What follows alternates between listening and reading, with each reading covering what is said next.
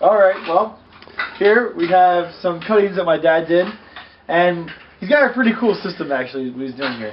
So he's got the media right here, and he's got cuttings inside there, and he's got a little plastic over top of it to make a mini greenhouse out of it. And he told me that these guys have rooted out, so we're going to find out right now if they've rooted it out.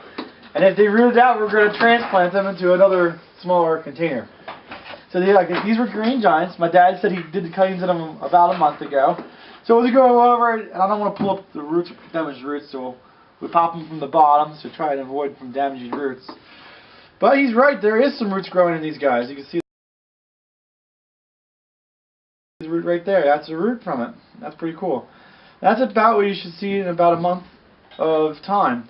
There is white new growth, and there is some a little bit harder growth to it. It might need a little bit more water to it. So now we're going to take our empty container. This one, there's not a lot of roots to it, so we're just going to make a hole, put the root into it, and then slightly fill back in around it.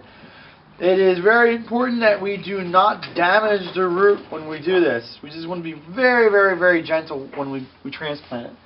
And then we're going to take another little cup, one of my dad's inventions, and we're going to make another little greenhouse out of it. That'll help it go into its treehood. So let's do another one of these guys. Since we have 3 pots ready, we'll do 3 of them. And then again, we want to go underneath of it when we pull them up. We don't want to we don't want to grab it by this and then rip the roots out. We kind of want to disturb the soil. It popped right on out. And there's another one. This one's actually a little cooler in that it has callus wood, a real hard callus wood right there, and a whole bunch of roots coming out of it. That's more like what cuttings should be like. Okay, so this is pretty good. See that real white right there? That's what you really want to see. When it browns over a little bit, that other means there's too much oxygen or it's drying out. So we like to see that white to it. Well, anyway, we got our piece right here, and we're gonna do the exact same thing we did before. We're just gonna gently and ever so carefully put soil around it. We don't want to damage those roots since they're so fragile right now. So we're just going to put it just about like that. After we got it done, we'll just put another little cup over it for keeping moisture a little higher. So we got one more container. I don't know where I put it at. Oh, there it is. Here's our last container.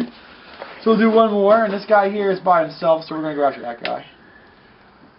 And he's got a little bit on there. It's not as well as developed as the other one, but there's more roots, more individual roots, but they're not as long. But still fairly good. And we're going to do the exact same thing.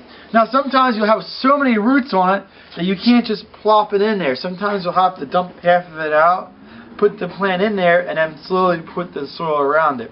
But since there's not that many roots on it, we're just going to continue to make a little hole with our hand. Gently put the tree in there so that we don't damage any of those real fragile roots, and we should be good to go. Just a real nice, very light, to make sure we don't damage anything, tamp down. And then we're going to put our cup over it. And our cup might be too small, but we'll get another cup for it. Oh, my dad found a bigger cup. All right. Oh, that'll work. That'll work. So you're pretty much good to go for, I guess, mini greenhouses someplace.